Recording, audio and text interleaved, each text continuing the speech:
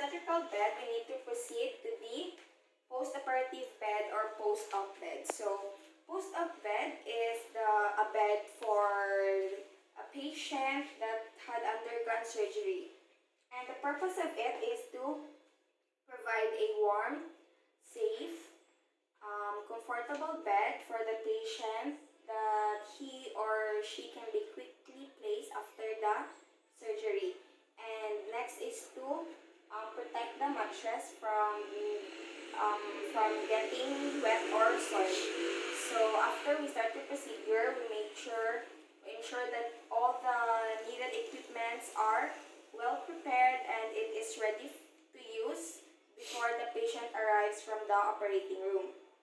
So these are the equipments needed. It is the same as the unoccupied bed, but there are some more additional equipment, such as bed protector, bath towel, gown, blanket, IV stand, suction apparatus, suction catheter, oxygen tank prepared with necessary connection, gooseneck clamp, waterproof underpad, it is optional, hot water bag.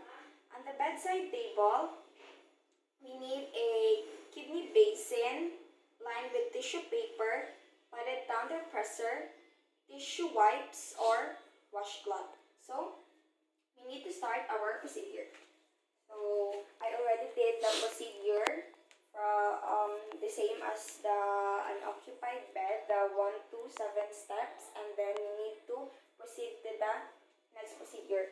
So we need to place a bed protector across the head part of the bed, line it with bath towel, but it is to protect the linen from getting wet or soiled.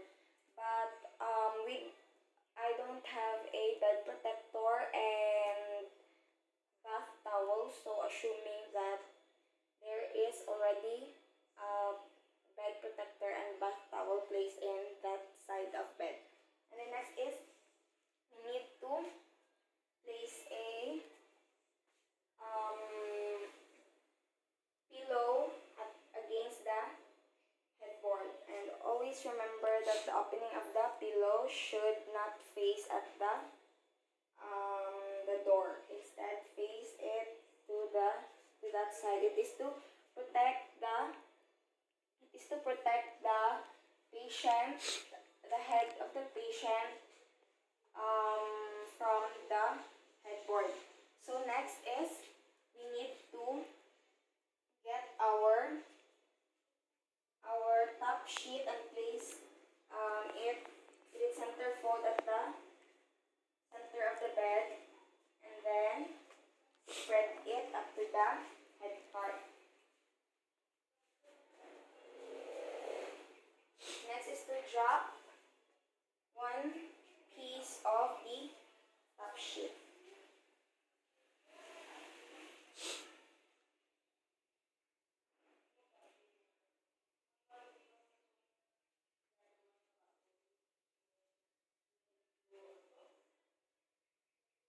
And then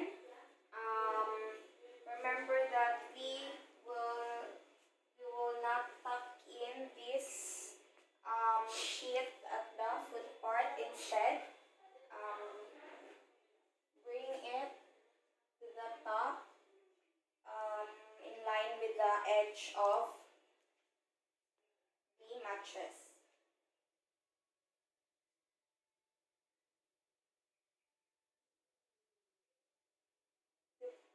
It is to provide easy accessibility. So, next is we need to make a cuff with 18 inches. With 18 inches as well. And then, after that, we need to move to the other side of the bed and do the same procedure. So, we need to spread the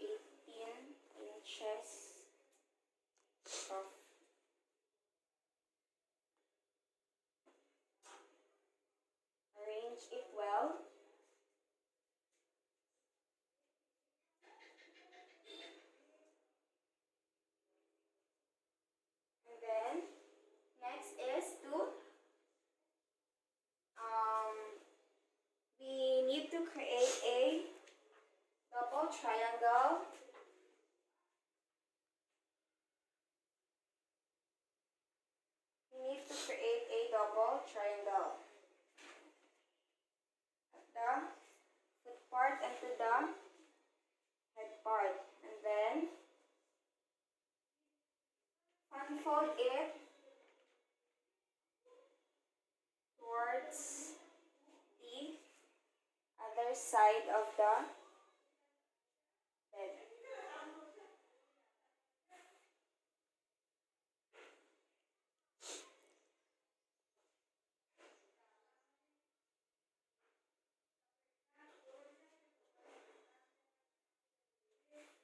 When you reach the center of the bed, you will transfer to the other side of the bed and um, ensure proper body mechanics.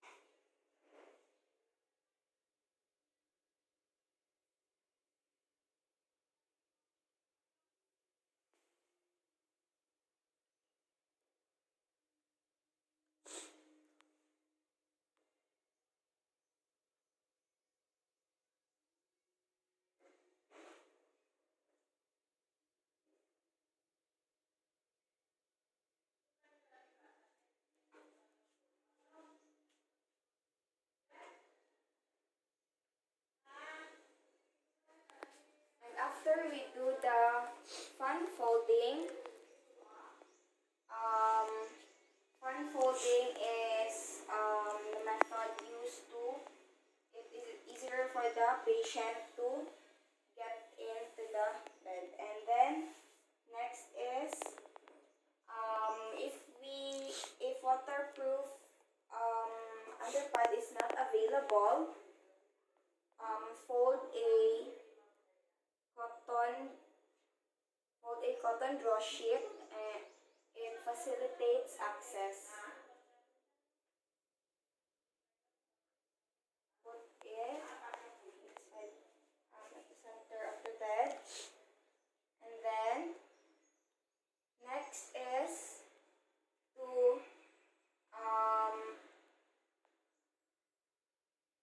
to hang the gown at the headboard.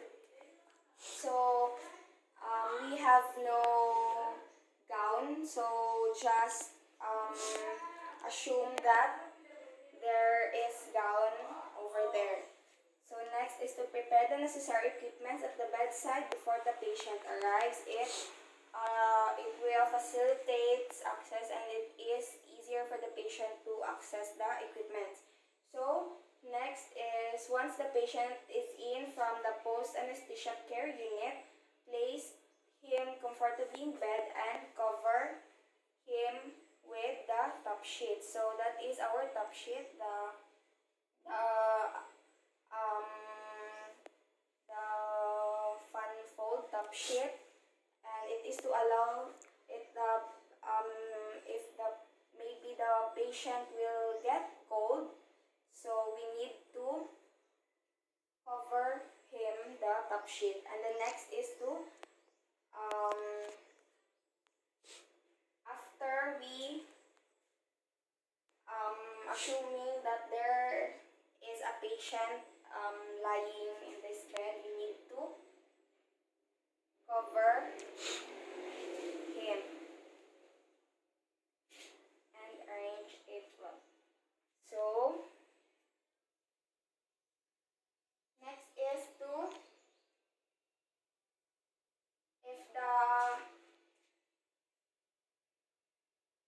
next is to loosely tuck the foot part of the top sheet. It is to allow the free movement of the feet. And next is to attach the necessary gadgets such as oxygen, intravenous fluid, and urine bag. And lastly, we need to wash our hands.